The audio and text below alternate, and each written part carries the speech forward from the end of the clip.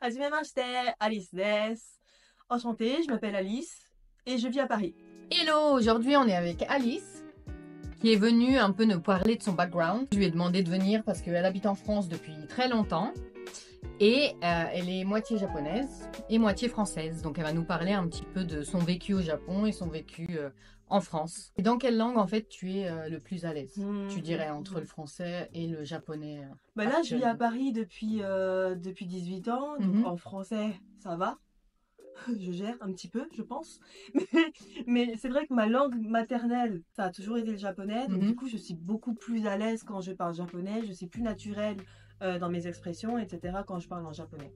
Donc ça ressort aussi au quotidien, tu as du japonais qui ressort plus naturellement en fait. Ouais, le japonais, ça sort plus naturellement. Si je suis avec des japonais pendant, allez, une semaine et qu'on me dit de traduire un truc en français, je suis là en mode, comment on dit ça? Et je sais pas pourquoi, là, j'ai de l'anglais qui arrive. C'est vrai? Donc c'est une catastrophe dans ma tête. En anglais, d'investissement. t'es super à l'aise en Mm. plus. Parce que j'ai vu que t'allais souvent aux États-Unis. Souvent, Tu fais des voyages. ouais, Enfin, je fais des voyages aux États-Unis et en fait, la culture américaine, elle a toujours été, vu que j'ai grandi au Japon, Mhm. elle était plus proche que la culture française quand tu vis au Japon en C'est fait. vrai. Donc les gaijin qu'on voyait quand on était au Japon, c'était plus des anglo-saxons que des francophones. Et au-delà de ça, même du fait qu'il y a les bases américaines, etc. Ouais. Moi, j'ai eu l'impression quand j'y étais que quand t'approches un japonais, il te voit blanc. Mhm. Du coup, dans sa tête, t'es américaine. Ouais, c'est anglais direct. Ça sera pas du français, de l'espagnol, de l'italien, du portugais. Non, non, ça sera de l'anglais direct. Et moi, quand j'ai vécu au Japon, du coup, je suis partie du Japon en 2005. Avec cette tête-là, du coup, quand tu parles japonais, souvent, on me répondait en anglais. Donc, du coup, c'était un peu Et tu continues en japonais ou alors tu t'adaptais? Ça dépendait si j'étais saoulée ou pas.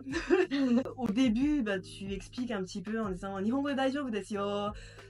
Mais en fait, la personne, elle continue en anglais. Je dis, bon, dans ce cas-là, c'est pas grave, on va parler en anglais. Tu peux nous parler un petit peu de ton background, Ouais. l'origine de tes parents, par exemple? Alors, mon père est japonais d'une préfecture qui s'appelle Tottori. Donc, si vous connaissez pas, allez-y, il n'y a jamais personne.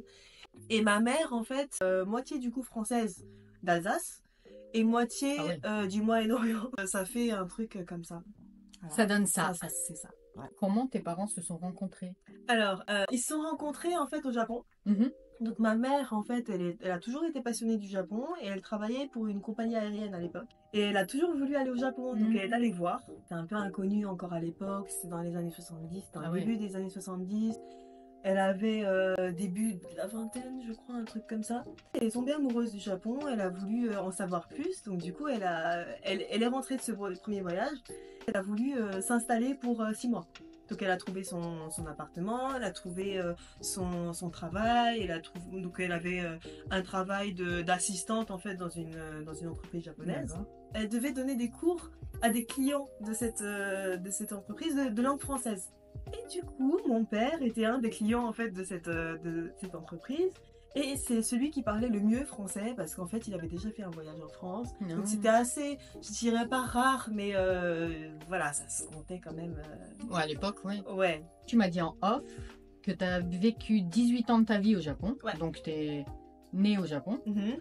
Et jusqu'à tes 18 ans, tu es resté là-bas. C'est ça. Quels sont les souvenirs que tu gardes de cette période? Alors, j'ai pas mal de souvenirs en relation avec mon père. Nous, on était un petit peu hors cadre Japon. Mon père, en fait, c'était la personne qui travaillait de la maison et qui me gardait. Donc, du coup, j'ai passé énormément de temps avec mon père, petite, etc. C'est lui qui était tout le temps à la maison. Et ma mère, elle travaillait à l'extérieur. Même par rapport aux autres japonais, en fait, on était un petit peu décalés. Mon père, en fait, c'est quelqu'un de Tottori. Donc Tottori, si vous connaissez pas, c'est un peu beaucoup la campagne, il y a beaucoup de nature, etc. Et mon père était quelqu'un de très proche de la nature. Tous les jeux qu'on faisait, c'était soit sportif, soit très nature, soit très nature, sport, quoi. Même à Tokyo? Ouais. Par exemple, vous alliez au parc? Alors, on vivait à Tokyo. Moi, je suis née à Tokyo et j'ai toujours vécu à Tokyo pendant mes 18 ans. Même à Tokyo, on a fait, je pense, tous les parcs Je crois qu'il m'a ramené dans tous les parcs de Tokyo. Et on vivait à côté d'un énorme parc où il y avait un grand sanctuaire, etc. On pêchait des écrevisses, comme n'importe quel enfant japonais, en fait, qui va chercher, en fait, les insectes, etc. Voilà, c'est très japonais, en fait. Tu les ramènes à l'école, même? Je les ramène à l'école, je les ramenais à la maison. Ma mère était ravie. J'ai aussi mes vacances que j'ai passées à Tottori. Je parle beaucoup de Tottori parce que c'est vraiment mes ancêtres, ils sont tous de là-bas et mes racines sont vraiment là-bas. Donc j'avais ma grand-mère à l'époque qui habitait là-bas. On y allait presque à chaque vacances scolaires. Donc les étés sur les hivers, on allait au sanctuaire parce qu'on est juste à côté d'un sanctuaire. On allait dans la montagne parce qu'on est juste en dessous de la montagne. C'était aussi des sorties culturelles parce qu'on est à côté d'un ancien château, des ruines de château par exemple. Donc ma grand-mère, elle se faisait un plaisir en fait de me transmettre ça. Oui. Et ça, c'était vraiment quelque chose qui m'a beaucoup marqué. Et dans l'attitude des gens de Tottori par rapport à Tokyo, est-ce qu'il y a quelque chose qui te marquait en particulier? Par rapport à moi ou par rapport en général? En général. Parce que par exemple, tu dis qu'à Osaka, tu sais, ils ont une réputation d'être drôles, ils font tout le temps des gags, ils font des trucs comme ça. Est-ce qu'à Tottori, ils ont des particularités qui sont connues au Japon? Bah, petite, je l'ai pas plus senti que ça. De toute façon, dans ma famille, ma grand-mère était très sur les merci, je t'en prie, meshiagare, itadakimasu, gochisousama deshita, osomatsu-sama deshita. Enfin, il y avait toujours une base de politesse qui était vraiment là, mais ça, je pense que voilà, là, je pense que c'est vraiment de ma famille. Mais sinon, j'ai pas forcément capté une différence d'accent, même si je sais qu'aujourd'hui je sais qu'il y a un accent et d'ailleurs je le chope assez facilement. Quand tu retournes? Voilà, mais petite, j'ai pas remarqué quoi. À part qui parlaient un peu. Ils étaient posés quand ils parlent. Ouais. Konnichiwa. C'est vrai, c'est comme ça. Ah, irashai. Do itashimashite. Ah, kutabireta. Des trucs comme ça. Donc du coup, en fait, c'était plus posé au niveau du... Ils sont plus zen, plus chill. Ouais, c'est ce que moi je trouvais quand j'étais petite, mais sans plus. C'était assez naturel pour moi en fait. Si on va dans tes origines et dans le fait que tu étais Hoff au Japon, comment tu étais perçue? Souvent on entend dire que les personnes Hoff, peut-être moins maintenant, mais par le passé, étaient assez... subissaient des brimades et des choses comme ça. Comment toi tu as vécu là-bas en tant que Hoff? Alors, en tant que Raf, moi au Japon, je ne l'ai pas forcément senti jusqu'à mes, on va dire, 8-9 ans. Tu ne te rendais pas compte que tu étais... Je me rendais compte qu'il y avait un truc qui n'était pas comme les autres. Donc, quand je me baladais avec ma mère, je sais que les gens, ils se retournaient. Quand ma mère, elle me parlait en français, ils se retournaient, etc. Donc, j'étais un petit peu mal à l'aise par rapport au fait que... D'attirer l'attention. Voilà, d'attirer l'attention, mais... juste en étant différent. Donc du coup, c'est vrai que très petite, en fait, j'avais compris que c'est bête, hein, mais genre les Asiatiques, c'est japonais, et en fait, les Blancs, c'était des Français. J'avais fait cette distinction assez nette, très vite. Et peut-être que tu voyais aussi que les gens regardaient ta mère d'un autre œil. Ouais, et puis tu vois en fait que ta mère, elle ressemble pas aux autres mamans. Voilà. C'était un peu évident que je savais que j'étais différente par rapport à ça. Culturellement, c'est un peu pareil. Je regardais la même télé que tout le monde, j'avais les mêmes références que tout le monde. Je parlais comme tout le monde. Tout le monde, je parle des autres des petits japonais de mon âge. T'as pas tout de suite senti qu'il y avait une différence? J'ai pas senti plus que ça. Après, j'ai été scolarisée à partir de la grande section de maternelle à l'école française. Les brimades en tant que RAF, ça a pas été un sujet jusqu'à mes 8 ans. Et 8-9 ans, je sais que les petits commencent à apprendre, etc. Et en fait, j'avais des amis. Hein. Il y a un épisode en fait qui m'avait choquée. Et je sais que j'avais 9 ans. Quand j'étais petite, j'étais assez mat de peau. J'étais très mat en fait, vu que j'étais tout le temps dehors, je bronze assez vite. Et il y a une dame dans l'arrêt de bus qui me parle, elle me dit Anata Haf? Donc est-ce que tu es Haf? Je dis Hai. Dokoto no Haf? Donc tu es Haf d'où? C'est-à-dire que le côté non japonais, c'est quoi? Donc je dis France desu. Donc française. Et cette personne-là, elle m'a sorti un truc que j'avais jamais entendu. Elle me dit, mais en France, il y a des Noirs, il y a des Arabes, il y a des Asiates, il y a... Elle me dit, donc ta mère, elle est quoi? J'étais complètement paniquée. Mais genre paniquée. Bah, Mais moi, surtout à ton âge. ben, je connaissais pas tout ça en fait. Moi, on m'a juste dit, ta mère est française. Ma mère, elle a jamais parlé d'autre chose. Ben non, elle m'a toujours dit, tu es française. Elle m'apprenait quelque chose. Et cette dame-là, elle voulait tellement savoir les origines de ma mère qu'en fait, elle est rentrée dans le bus avec moi. Moi, j'avais Elle t'a suivi dans le Elle m'a bus suivi dans le bus. à Tokyo, ça? À Tokyo, ouais. Du coup, elle a continué à me poser des questions. Mais tu peux poser 36 000 fois la question. Si je sais pas, je sais pas. Donc j'étais là, mais je savais pas quoi dire. Dans le bus, il y avait deux pubs. Il y avait une pub avec une blonde et il y avait une pub avec un noir. Elle me dit, ta mère, elle est pas comme ça. En regardant la blonde, je dis, non. Elle est comme ça alors. En montrant le monsieur noir sur c'est la soit pub. blond, soit noir. Quoi. Voilà. Elle me fait, je dis non. Je suis sortie du bus et ça m'avait tellement choquée qu'en fait, j'avais attendu, je crois, ma mère qu'elle rentre en fait du travail ce jour-là. Et j'étais là, mais maman, t'es noir, je suis noire, t'es pas blanc, français c'est quoi? Pourquoi j'ai cette couleur-là? Pourquoi les gens ils me posent cette question? Ça a dû lui faire bizarre à ta mère, non? Aussi. Ouais, que d'un coup elle rentre du taf et... Bah ouais, et puis en fait cette dame-là, du coup à mon avis, elle a dû faire un tour à Paris et qu'elle a dû voir la mixité, etc. Mais moi je connaissais pas tout ça, moi. Et Mais tu coup, venais en vacances juste pour... alors, ou pas du tout je suis venue, avant de m'installer à mes 18 ans en France, je suis venue que 4 fois. D'accord. Donc c'est quand j'avais 2 ans, 11 ans, 14 ans. Oui, donc... Et 18 ans. Donc quand ça t'est arrivé, en plus, t'étais venue peut-être une fois. Ouais. D'accord. La France, pour moi, c'était l'école française, et puis c'était ma mère, quoi. Donc, Et dans l'école française, j'imagine que t'as des RAF, mais t'as... Après, c'est des blancs. À l'époque, en fait, dans l'école française, on était à peu près la moitié de la classe où on était RAF. RAF ou né au Japon, par exemple.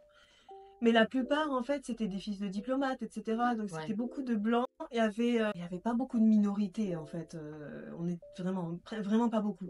Donc du coup, c'était quelque chose d'assez spécial. Et cette dame-là, je sais pas si elle m'a ouvert les yeux ou elle m'a traumatisée, mais je dirais que c'est un petit traumatisme, quand même. Parce que elle t'a sorti un peu de ton innocence d'enfant, j'ai envie de dire. J'étais là en mode, mais qu'est-ce que tu me parles de... Et c'était la même année où à l'école japonaise, parce que j'ai fait l'école japonaise pendant les vacances, parce qu'on partait pas forcément en vacances en France, et il n'y a pas de garderie au Japon.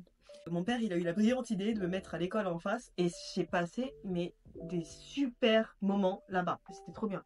Par contre, il y avait une autre franco-japonaise dans cette école-là. Elle était blonde. Pendant les récrés, les enfants, ils me disent, regarde, elle est française aussi. Donc j'essaie de parler français avec elle, mais elle aussi était dans la même que moi. C'est-à-dire qu'en fait, elle voulait juste qu'on la laisse tranquille, quoi. Et on me disait, mais pourquoi elle est comme une poupée? Une poupée française, c'est une poupée française. L'image de la... C'est très blanche, blonde, avec les yeux bleus. Ouais, et avec des cheveux châtains un petit peu ondulés et tout. Elle était trop jolie. Et il y avait moi, en fait, qui passais toute ma vie dehors, où j'étais bronzée, j'avais les cheveux noirs et tout. Et il me dit, Nande konna ni chigau no? Pourquoi vous êtes si différentes? Je dis, mais j'en sais rien, laissez-moi tranquille, on peut aller jouer. En plus, toi, tu devais justifier ton apparence. Ouais, ça vient d'enfant. Donc du coup, c'est plus innocent qu'autre chose. Hein. Si on revient par exemple sur les histoires de primaire en tant que RAF, quand j'étais du coup à l'école japonaise, j'ai fait quoi? J'ai fait 3年生, 4年生, 5年生. Il y en a peut-être eu vers Gonensei, je pense. Et t'avais quel âge à cette époque-là? 10 ans. Ouais, CM2, je crois. Non, CM2. Même s'il y en avait, mais c'est pas forcément par rapport à moi étant RAF, c'est plus des petites jalousies entre filles, etc. Donc du coup, en fait, ça ne m'avait pas plus atteint que... Non, voilà, comme en France, quoi. Enfin, comme partout, je pense. Donc ça m'a pas dérangé. Pour en revenir à ta maman, quand t'es revenue complètement chamboulée, qu'est-ce qu'elle t'a répondu? Je me rappelle pas. Tu te rappelles pas? Non, je me rappelle pas. Mais je sais que moi, ce côté, je regardais ma peau, j'étais là, Je dis, et je regardais ma mère, je dis, elle dit qu'elle est française. Et je regardais. Elle m'a donc menti. Et je regardais les étrangers à la télé et tout. Je dis, donc du coup, en fait, lui, il est américain, lui, il est français, une française. Et tu sais, j'essayais de. De savoir où tu te situais, en fait. Voilà. Le Japon, au sujet des rafles, ont beaucoup changé de comportement. Selon. Plus. Comment dire? Du coup, je suis arrivée en 2005. Quand moi, j'étais. En France, du coup. Oui, en France. Quand j'étais au collège, bah, moi, je passais même plus pour une raf, en fait. J'étais une Gaijin, une étrangère qui vient, on sait pas d'où, mais pas Qui se comporte blanche. pas comme les autres. Non, surtout pas blanche, en fait. Donc, hen. C'est ni une américaine blanche, on sait pas, tu vois. Et par contre, on me donnait pas mon âge. Donc, même si t'as 14 ans, on me donne 28. On m'avait donné 28. Sérieusement. Quand tu rentrais dans des commerces et que tu prends n'importe quoi que tu as l'intention d'acheter, bah t'as l'employé en fait qui te suit parce que il pense que tu vas voler parce que t'es un henagaijin. Et il y a eu ça pendant un moment, pendant quelques années, donc déjà l'adolescence, je te dis pas. Et après, du jour au lendemain, il y a eu ce qu'on appelle le half boom. Half boom, je crois que ça a commencé vers les années 2000, 2001, 2002, Et un c'était truc dû comme à quoi, ça. ça? Alors, je sais pas si c'est dû à quoi, mais d'un coup, il y a eu énormément de half blancs À la en télé, général, ouais. à la télé, dans les médias. Il y a eu des mannequins, il y a eu des chanteurs, il y a eu des acteurs, il y a eu des talentos, il y a eu plein de gens, comme Becky par exemple, ou comme Wednesday, etc. Qui sont beaux, tu vois, et en fait qui ont un peu envahi la télé. Et à partir de ce moment-là, tous ces gens qui me suivaient dans les commerces en disant que moi j'étais Henagaiji, ils ont complètement changé de version. Et ils ont dit, ah, vous êtes Raph, j'ai trop envie d'être Raph, vous avez trop de la chance et tout. En quoi? C'était très dérangeant dans le sens où ces mêmes gens, il y a quelques années, ils me prenaient pour une voleuse juste à cause de mon physique. Et là, ils me laissent toujours pas tranquille en fait. C'est positif, mais t'as pas demandé cette attention, Ouais. tu vois. Et en même temps que c'est Raph Böhme, donc moi j'étais lycéenne à cette période-là, il y a eu des mecs des scouts. C'est-à-dire des scoutoman, donc du coup des recruteurs pour des agences de mannequins ou des choses comme ça, qui nous attendaient à la sortie de l'école. Ah oui, carrément. Ouais, qui nous demandaient des mensurations, nom, numéro, ouais. Et c'était le truc pour percer, quoi. Ça aussi, bon, j'ai essayé d'être mannequin au Japon. J'étais trop gaijin, ou j'étais trop exotique. Donc c'est pour ça aussi que j'ai voulu un peu changer d'environnement. C'est pour ça que je me suis dit, bon, je vais peut-être partir du Japon, quoi. Mais t'étais pas venue tant que ça en France, donc c'était quand même assez... C'était un challenge. C'était un challenge, Ouais. parce que du coup, tu quittais tout ce que tu connaissais. Ouais. En plus, tes parents sont restés là-bas. Oui, je suis venue toute donc seule. Donc t'es venue toute seule, directement à Paris. Directement à Paris. C'est une longue histoire parce que je voulais aller aux États-Unis vu que mes amis hors école française étaient pour la plupart des anglo-saxons, des RAF anglo-saxons, etc. Et je m'entendais très bien avec eux. J'ai une très bonne image en fait des anglo-saxons au Japon. C'était des gaijins sympas. Pas comme maintenant. Voilà, et puis en fait pour moi, en plus j'écoutais beaucoup de musique américaine, etc., le rap R&B des années 90, 2000, etc. Et c'était un peu un rêve d'aller aux États-Unis. Mais bon, mon père, il m'a fait un stop net. Il m'a dit non, tu vas pas dans ce pays où tu connais personne, t'as pas d'argent, c'est super dangereux, tu y vas pas. Mais du coup, en France, ça avait pas la même image. Non, parce que pour mon père, en fait, j'avais de la famille en France. Et l'argument clé, c'était l'université est gratuite. Ah, et oui, t'as mais pas besoin c'est de un visa. gros truc quand même. Oui, voilà. Donc du coup, je me dis, bon, je peux faire quelques années d'études et puis partir. Et finalement, je suis restée parce que j'ai pas mal galéré vu que j'étais toute seule. Et je devais subvenir à mes besoins, pardon. Du coup, j'ai pas mal galéré les premières années. Donc du coup, je suis restée un peu dans le Nagare. C'est vrai. Ouais. T'as étudié en France, t'es allée à l'université. T'as fait quoi du coup comme études par exemple? J'ai fait pas mal de trucs. En fait, j'ai dû bosser en même temps. En fait, au début, je savais pas trop quoi faire parce que moi, ma motivation première de partir du Japon, c'était qu'on me laisse tranquille en fait. C'était pas pour faire des études, je sais pas quoi. C'est vrai. C'était vraiment pour être pour se fondre dans la masse. Donc quand je suis arrivée en France, j'ai atterri à Athis-Mons, 91. Oui, Et je vois très bien. voilà. Et j'avais un oncle qui habitait là, qui m'hébergeait à cette époque-là. Et j'avoue, tranquille quoi. Ah, tu viens d'où? Tokyo? Ah, c'est où ça? Non. Ouais. Et j'étais là en mode, bah, on te dévisage pas. Et c'était un peu le seul critère qui m'a fait dire que voilà. Que tu te sentais bien ici. Ouais. Et c'était vraiment, bon, j'avais 18 ans, j'avais pas réfléchi plus que ça. Tu t'es dit, finally, je suis tranquille. tranquille, On fout la personne ne paix, me regarde ouais. comme si j'étais un extraterrestre. Ouais.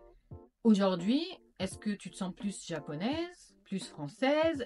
Qu'est-ce que tu as pris de la culture japonaise? Parce que, en étant moi aussi à moitié italienne, c'est un peu une question débile parce que tu mélanges les deux, tu prends un peu de chaque culture. Ouais. Tu peux pas dire je suis soit je me sens plus française ou je me sens plus. Ouais. Mais du coup, toi, qu'est-ce que tu as gardé de la culture japonaise, de l'éducation? Qu'est-ce qui a pesé le plus, tu vois?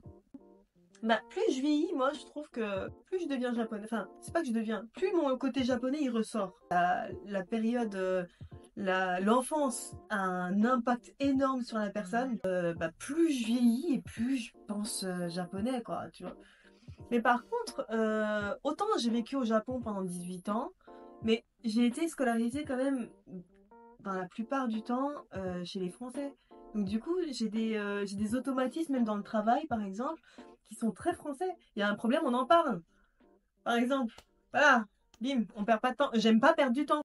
Les manières de se comporter au travail, par exemple, je parle, sont très françaises parce que bah, c'est des manières que tu apprends en fait à l'école, Ouais. entre guillemets. Et puis je dirais que tu as commencé à travailler en France au final. Ouais, j'ai commencé à travailler en France. J'ai travaillé aussi au Japon, mais juste pendant 3 mois, donc c'est pas grand-chose.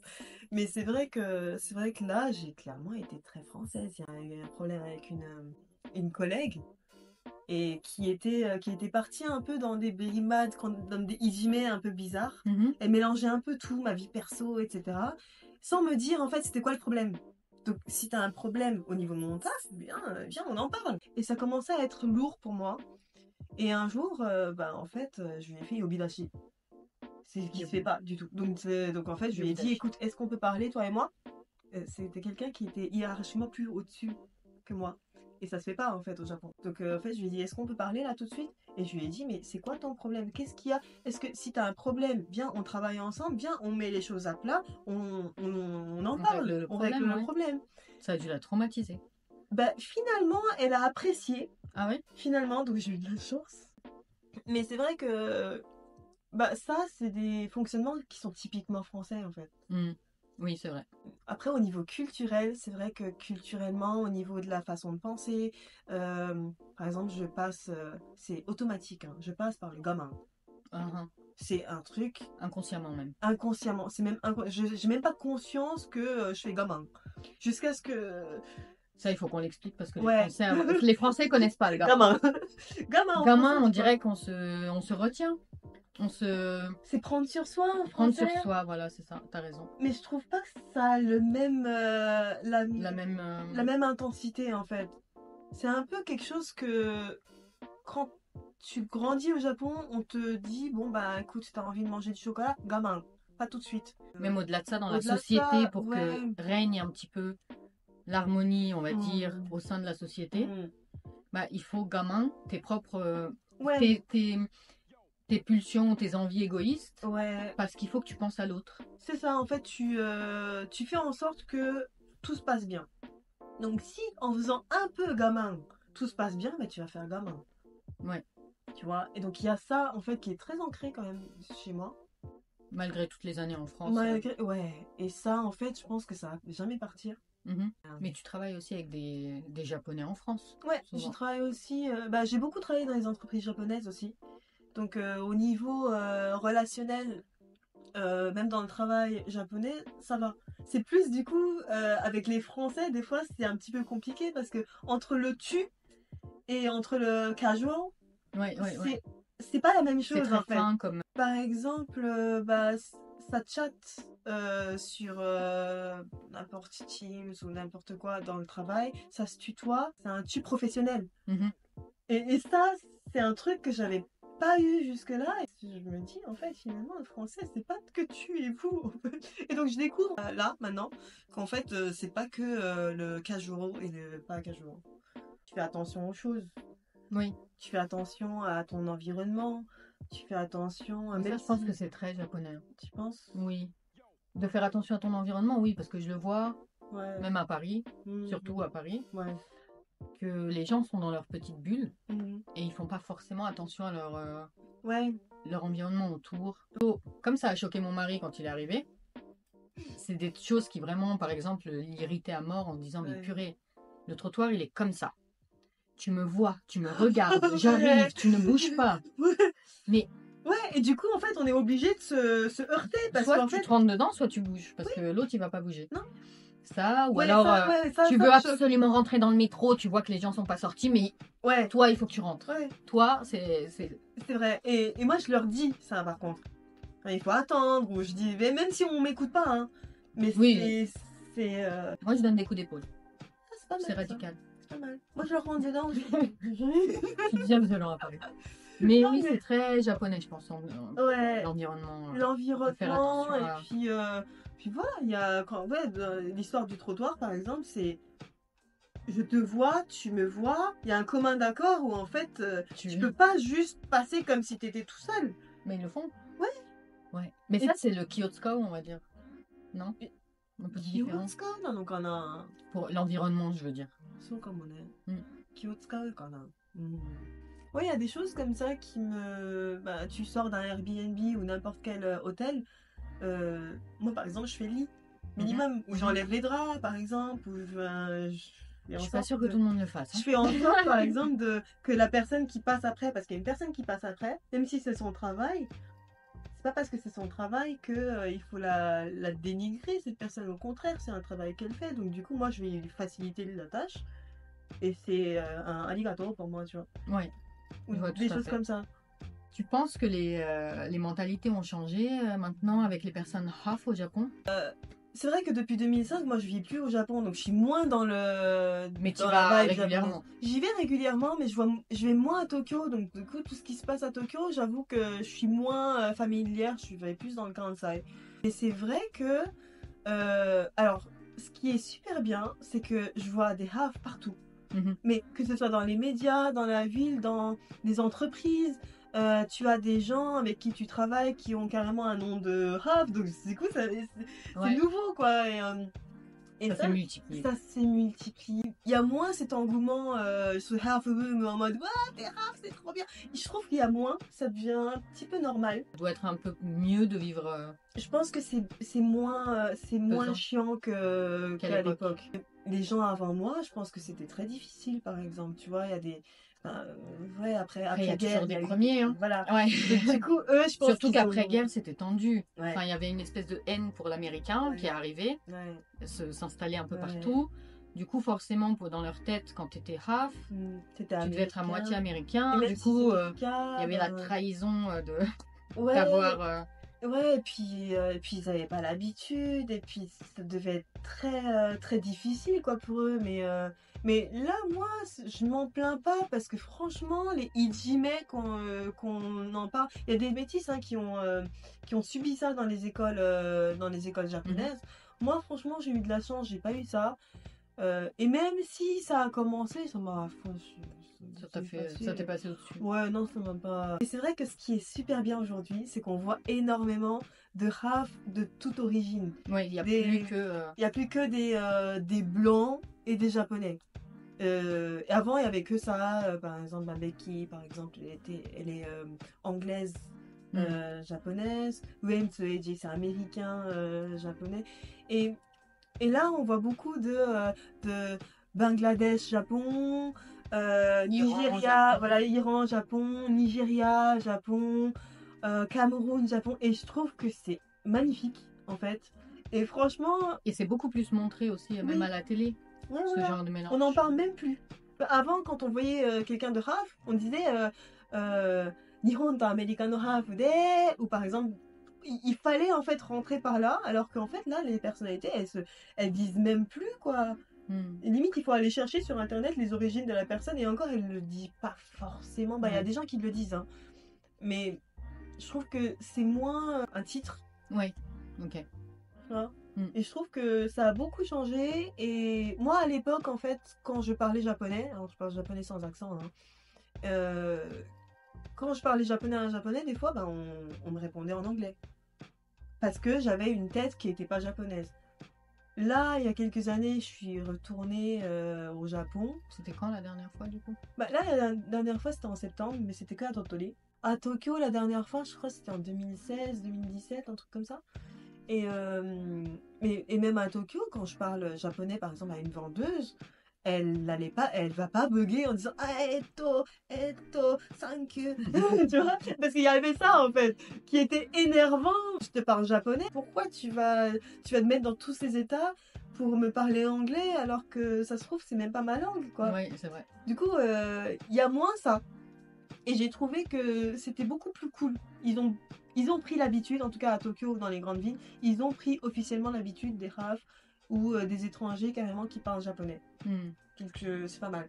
Et en France, du coup, comment t'es perçue, toi, en France? Alors en France, bah du coup, je passe crème, je pense.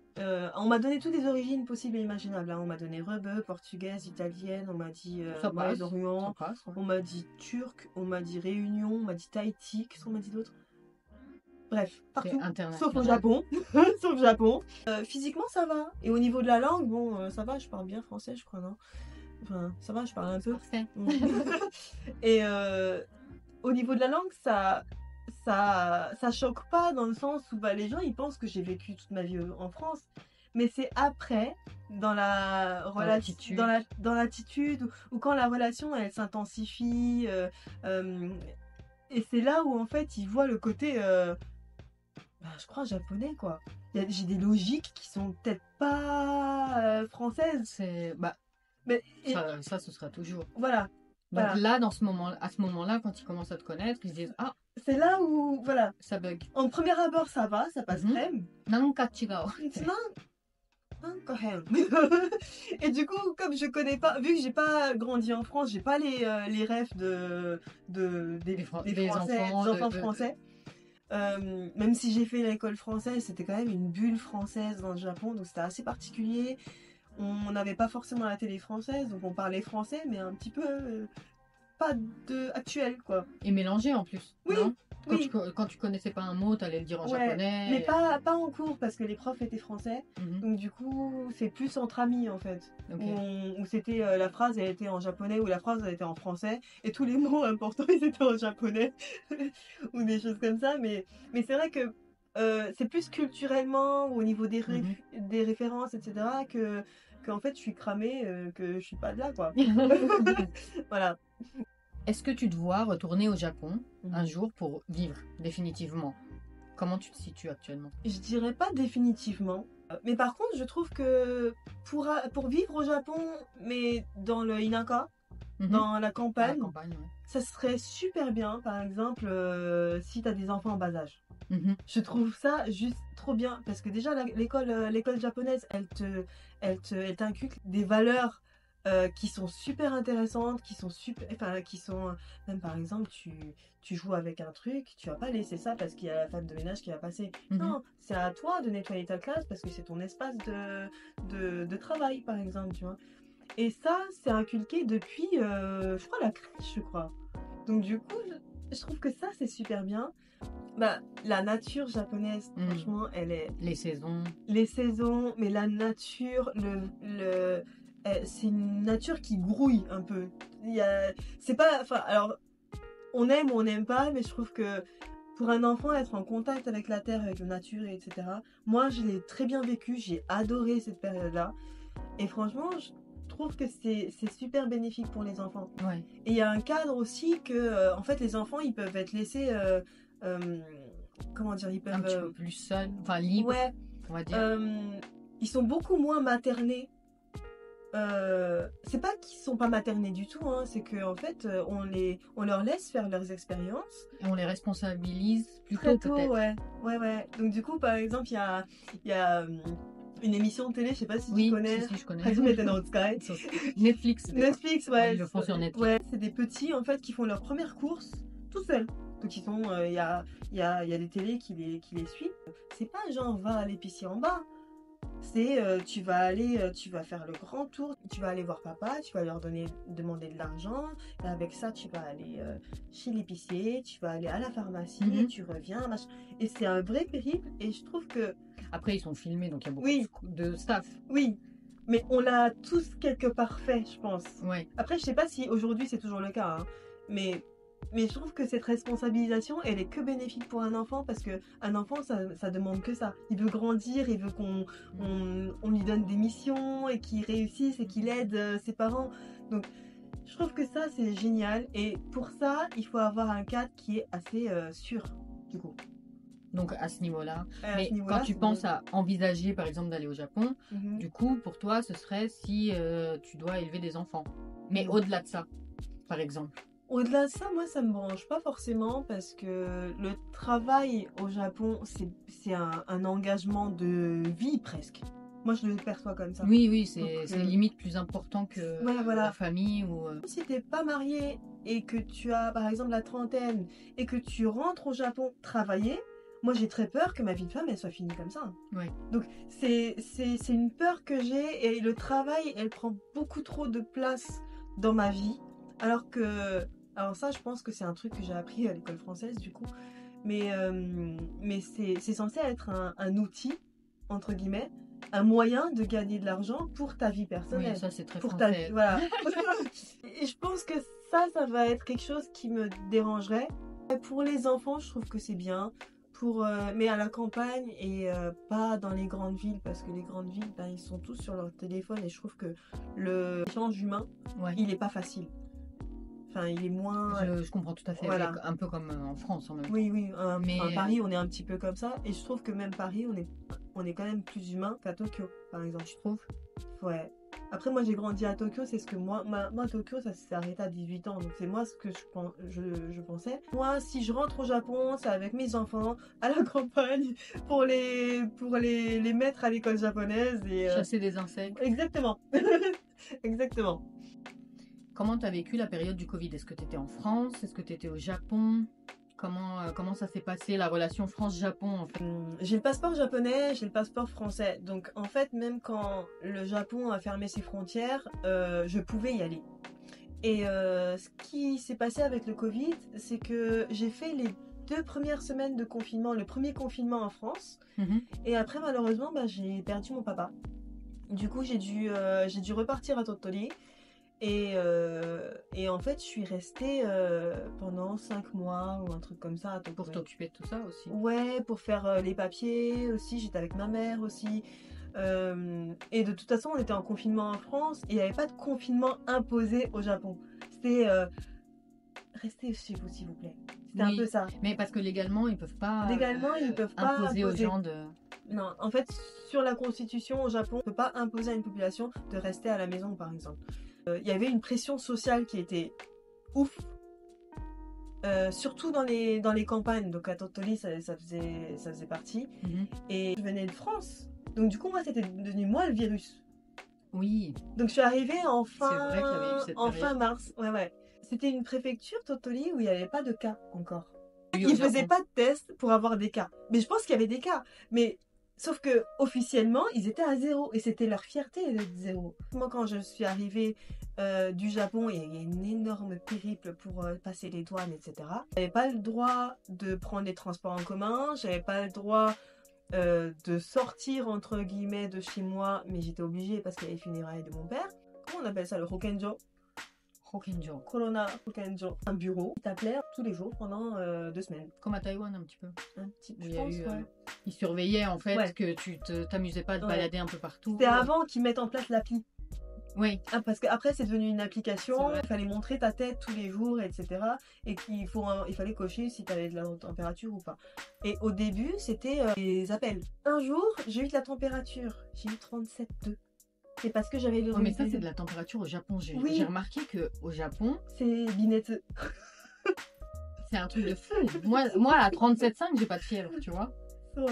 En France, c'est totalement différent parce que je vois quand je dis à ma famille au Japon, j'ai 37,5 en règle générale. Mais t'es tout le temps fiévreuse, t'es chaude en fait, tout le temps.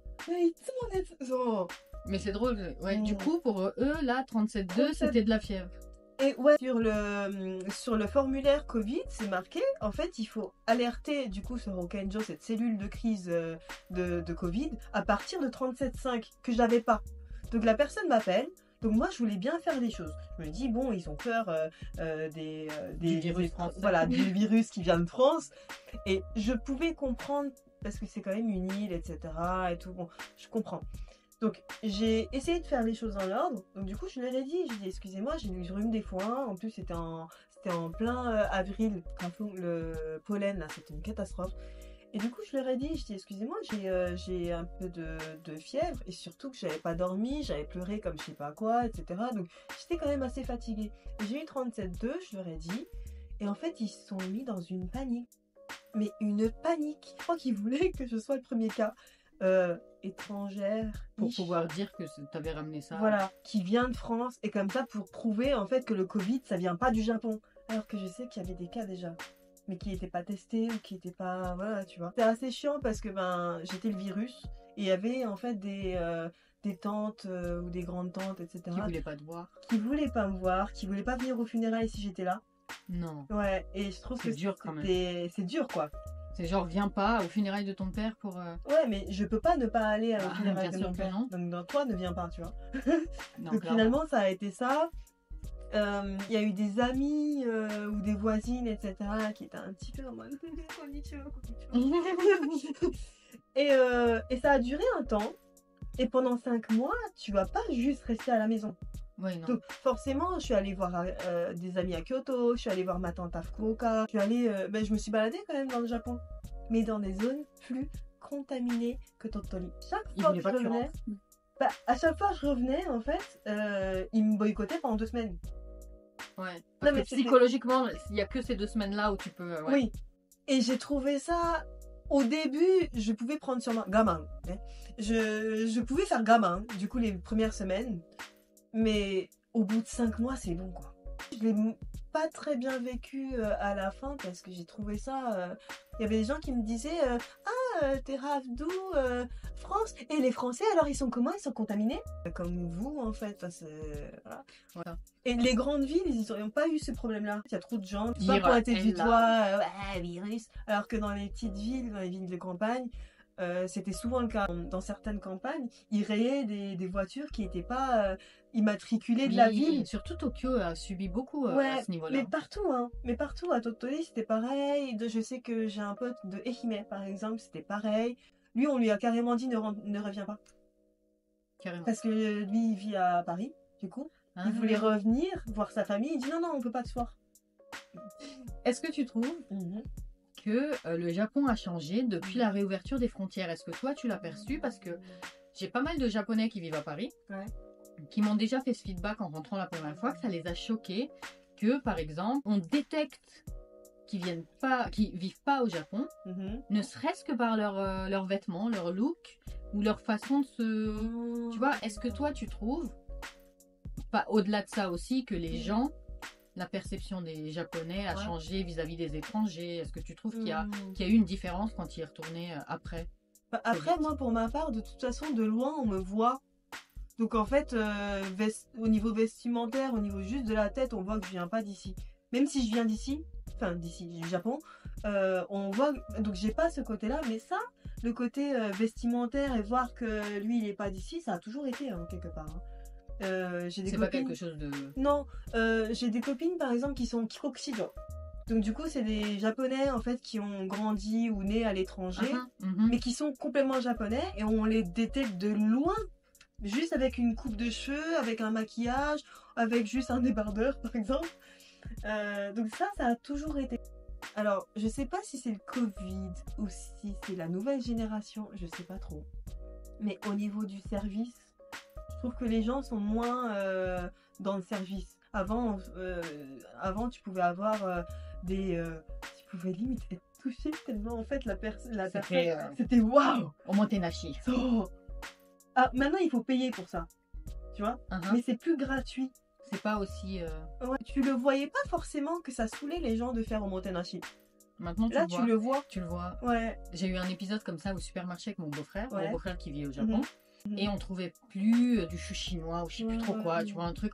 Il est allé demander à un jeune, pas moi, lui vraiment japonais à 100%. Il envoyé chier. Ouais. Il a regardé, il dit c'est pas mon taf, va demander à ma collègue, je suis occupée. Voilà. En gros, regarde, je suis occupée. Même à Paris, t'es même mieux. Même mieux. Ça s'est même arrangé tellement on a une mauvaise réputation. Et du coup, il est revenu me voir complètement traumatisé. Il me fait, on m'a dit ça. Tu vois comment les jeunes d'aujourd'hui. Mais lui, c'était plus la perception que la nouvelle génération est comme ça. Pas forcément post-Covid. Mais que la nouvelle génération est un peu plus différente. Après, je sais pas si c'est ça. La nouvelle génération ou la façon de travailler? Peut-être. Parce que il y a eu le Hataraki Kata Kaikaku. Donc il y a eu tout ce qui est télétravail, tu as eu le côté un peu on laisse tomber les cravates, il y a eu le côté on va pas faire des heures astronomiques, etc. Il y a eu une réforme là-dessus. Donc c'est toujours en cours, mais c'est vrai qu'il y a beaucoup de... Je dirais pas que ça va être du progrès, mais il y a beaucoup de changements qui ont été faits là-dessus. Et je pense que les jeunes, ton beau-frère il a dit Wakamono, mais les jeunes, je pense qu'ils ont vu déjà leurs parents en fait se plier en 4, en 8, en 16, etc. Et peut-être qu'ils étaient même tout seuls à s'éduquer, limite. Voilà, c'est ça. Et ils ont peut-être pas vu leurs parents, etc. parce qu'ils travaillaient trop. Et peut-être qu'en fait, il y a un relâchement en disant ouais, je viens juste gagner, en fait. Voilà, je viens juste gagner mon salaire et laisse-moi tranquille. Il y a eu je pense qu'il y a ce côté-là aussi. Mais je sais pas si c'est le Covid qui a fait ça. Qui l'a accéléré, limite. Oui, voilà. Mais parce que le Covid, finalement, il a donné naissance, entre guillemets, officiellement au Japon, au télétravail. C'est vrai. C'est vrai. Mais comme ici. Ouais, voilà. Peut-être moins d'engagement au travail, peut-être. Ouais, c'est pas faux, ça. Après, le Covid, il a démocratisé les masques. Ouais. Tellement qu'en fait, les Japonais, ils avaient du mal à faire tomber les masques. Du coup. Plus qu'avant. Parce que déjà, c'était un pays qui utilisait beaucoup les masques. Ouais. Pour n'importe quoi. Ouais, pour se cacher quand on est malade. Quand on n'est pas maquillé. Voilà. C'est devenu un espèce d'étiquette mal élevée que tu aies pas de masque. Alors qu'on a dit plus de masque, mais c'était vraiment, il y avait une pression juste sociale après, tu veux dire. Parce que maintenant, en y retournant, j'ai vu que c'est bon, ils ont tombé les masques. Ils ont fait tomber les masques, mais il y a des gens qui veulent pas. Après, ça, moi, je me dis que c'était même avant, tu vois. Peut-être, ouais. Je pense qu'il y a eu un traumatisme du Covid parce que je pense qu'on a vu pas mal de personnalités décédées du Covid. Il y a eu une personnalité qui m'avait marqué d'ailleurs, Shimura-ken. Oui. C'est un comédien japonais que tout le monde... je m'en souviens, ça avait choqué tout le monde. Ça avait choqué tout le monde et je pense qu'il y a une espèce de traumatisme par rapport à la maladie, encore plus qu'avant. Aux bactéries, aux microbes, aux virus, etc. Je trouve que ça devient limite obsessionnel dans certains endroits. Ils avaient enlevé par exemple les sèche-mains, Oui, c'est vrai. C'est toujours le cas dans plein d'endroits. Voilà.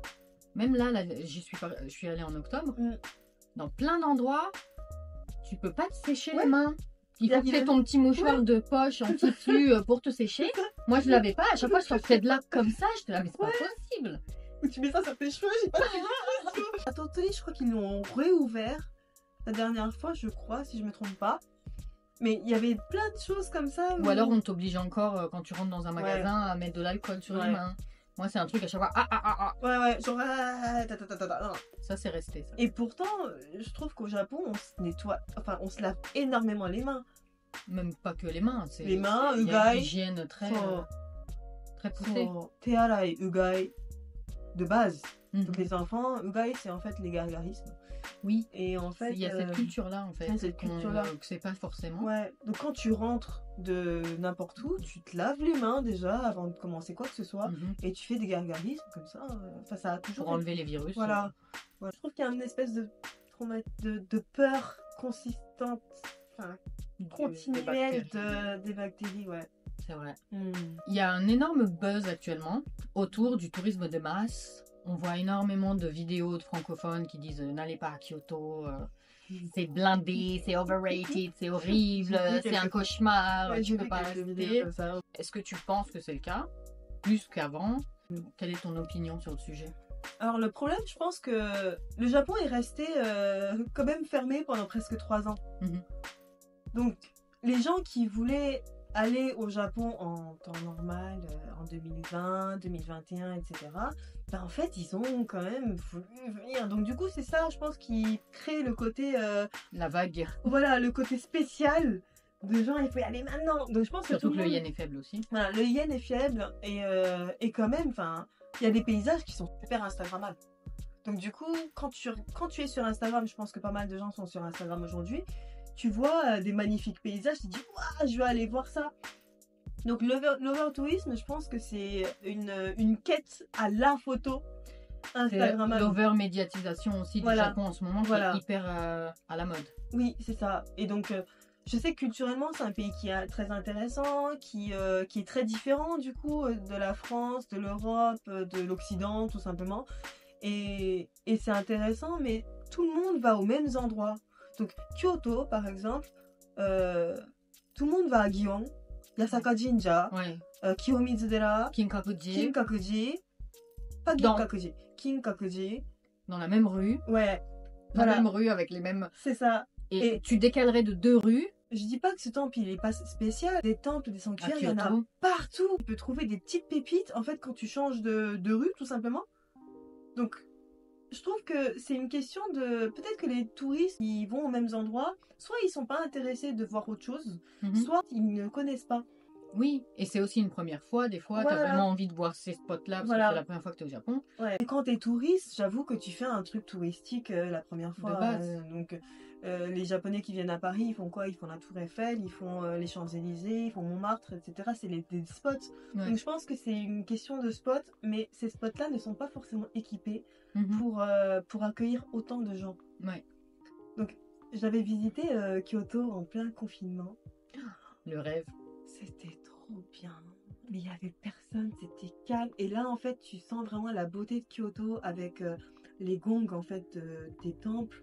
Et c'était vraiment bien, quoi. Et ça, tu peux encore l'avoir malgré ce overtourisme. Là, je parle de Kyoto, mais je parle de... Enfin, partout, hein, même Tokyo, etc. Tu peux encore l'avoir à certaines heures, à certains endroits. Donc, il faut...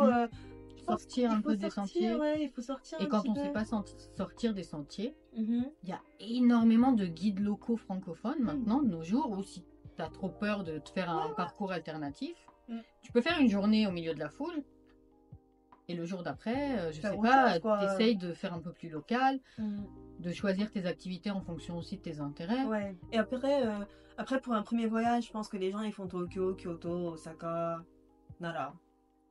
Ils reviennent peut-être, mais au max Hiroshima, Miyajima. Peut-être. Je sais pas s'ils vont se poussent plus que 2 semaines en fait. Souvent, j'ai remarqué que ça va jusque là. Ouais. Mais sinon. Mais max, ils restent à Honshu quoi. Très souvent, ouais. Le Japon, c'est pas que ça. C'est vrai que ça sera peut-être pas Instagrammable. Ça sera pas la photo Instagram genre que tout le monde connaît. Mais par contre, ça sera d'autres endroits. À Hokkaido, il y a des endroits magnifiques. Tohoku, il y a des endroits magnifiques. Kyushu, c'est magnifique. Là où moi je suis Tottori, etc. Qu'est-ce que tu nous conseillerais à Tottori? Alors moi, Tottori, je sais qu'il y a des influenceurs par contre qui disent que c'est le trou du cul du Japon. C'est dommage. On fera pas de référence. On fera pas de référence, n'est-ce pas? Mais c'est vrai que... alors il y a un exode rural partout. Donc selon les rues, il y a des rues complètement mortes, etc. Surtout à côté des gares. La préfecture, donc c'est une région, préfecture de Tottori, c'est pas que ça. Donc on peut aller à la forêt, à la plage, il y a des plages magnifiques. Même partout, hein, là je parle de Tottori parce que je connais, ça peut être Shimane, ça peut être dans Kyushu, Kagoshima, etc. T'as des endroits magnifiques. Il faut pas, je sais que ça fait peur le Japon parce qu'on se dit je parle pas japonais. Je parle pas japonais, je sais pas, j'ai peur des vieux japonais, ils vont me juger, etc. Ça je l'ai souvent. Je vais faire des conneries. Voilà, j'ai pas envie de faire de bêtises, j'ai pas envie d'être mal poli, etc. Donc on a facilement peur. Mais en fait, je trouve que les gens sont beaucoup plus gentils et accueillants dans les campagnes. Il faut juste, peut-être, même si vous parlez pas forcément japonais ou quoi, il faut juste un grand sourire et un konnichiwa, ça peut suffire. Donc, je trouve qu'il faut pas avoir peur de faire autre chose que les gens. Les Okinawa et tout, il y a des endroits magnifiques. Ouais, c'est clair. Donc même et à Tottori, il faut prendre une voiture, il faut se balader en fait il y a des cascades qui sont magnifiques, il y a Saku, c'est un peu voilà, il y a des dunes de sable qui sont assez belles à voir. Et il y a des choses à faire, mais par contre, il faut pas s'arrêter à la gare. Voilà. C'est typique. Mais merci beaucoup, c'était hyper intéressant. Et si vous voulez plus de podcasts dans ce genre, abonnez-vous, follow, activez la petite cloche comme on dit. Et on se retrouve bientôt. Matane! Matane!